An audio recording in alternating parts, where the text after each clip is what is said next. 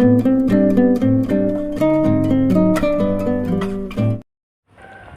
நான் வந்து நெத்திலி கருவாடும் தட்டாம்பயிரும் போட்டு குழம்பு வைக்க போகிறேன். வாங்க எப்படி செய்யலான்னு பார்க்கலாம். அதுக்கு நான் வந்து 100 நெத்திலி கருவாடு எடுத்து வச்சுருக்கேன் க்ளீன் பண்ணி.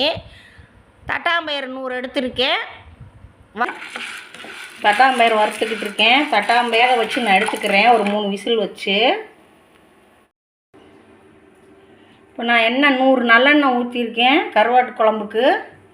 இப்போ நான் வந்து கருவாடை நான் வறுத்து எடுத்துக்கிறேன். அதில் நெத்திலி கருவாடு போட்டிருக்கேன். கழுவி நல்லா க்ளீன் பண்ணி வச்சுருக்கேன்.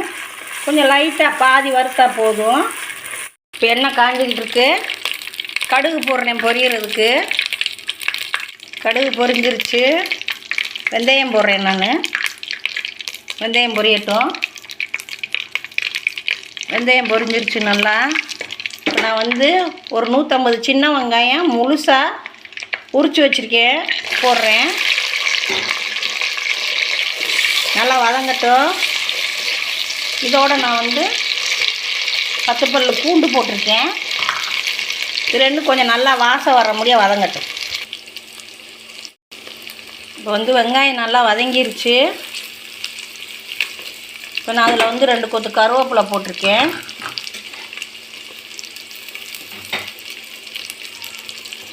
ஒரு 3 தக்காளி பழம் கொஞ்சம் நீளமாக நறுக்கி போட்டிருக்கேன். அதுக்கு தேவையான உப்பு போட்டிருக்கேன். கல் உப்பு தான் போட்டிருக்கேன். வதங்கட்டும். இதுவும் நல்லா வதங்கட்டும். இப்போ தக்காளி வெங்காயமெல்லாம் நல்லா வதங்கிருச்சு. இதில் 4 டேபிள் ஸ்பூன் வந்து மல்லிப்பொடி வச்சுருக்கேன். 1 டேபிள் ஸ்பூன் வந்து காஷ்மீர் சில்லி பொடி, 1 டீஸ்பூன் மஞ்சள் பொடி, 1 டேபிள் ஸ்பூன் வந்து நம்ம வீட்டில் அரைச்ச மசாலாவை போடுறேன். போட்டு ஒரு வதக்கிக்கிறோம். அதோட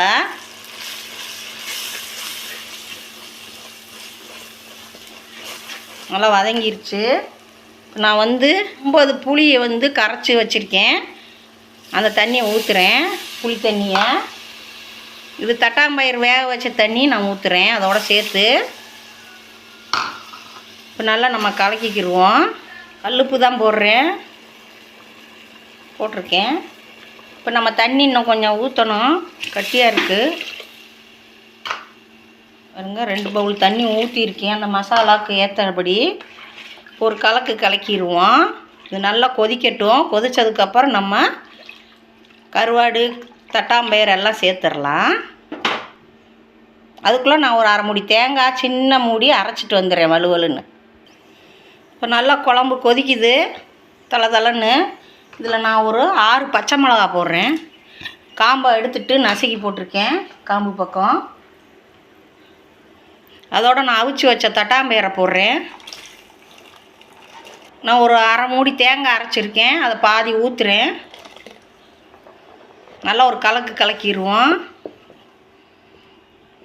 குழம்பு நல்லா கொதிக்கட்டும். கொதித்ததுக்கப்புறம் நம்ம உப்பெல்லாம் செக் பண்ணிவிட்டு, கருவாட்டில் உப்பு இருக்கும் பார்த்து தான் போடணும். பார்த்துக்கரலாம். கருவாடு போட்டதுக்கப்புறம் நம்ம உப்பு செக் பண்ணிக்கிடுவோம். இப்போ நல்லா கொதிக்குது குழம்பு.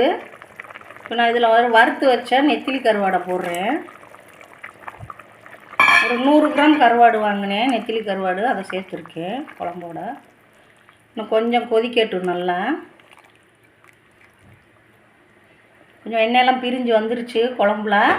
இன்னும் கொஞ்சம் நேரம் கொதிச்சா சரியாக இருக்கும். பாருங்க நல்லா கொதிக்குது. நல்லா எண்ணெயெல்லாம் பிரிஞ்சு வந்துருச்சு. இன்னும் ஒரு 5 நிமிஷம் குழம்பு ரெடி ஆயிடும். கருவாட்டு குழம்பு ரெடி ஆயிடுச்சு. எண்ணெயெல்லாம் பிரிஞ்சு வந்துருச்சு. நான் இப்போ வந்து அடுப்பு அமர்த்த போகிறேன். ஷீலு கிச்சன் வந்து உங்களுக்கு இன்றைக்கி தட்டாம்பயிரும் நெத்திலி கருவாடும் போட்டு குழம்பு வச்சுருக்கேன். நீங்களும் இதேமாரி செஞ்சு பாருங்கள்.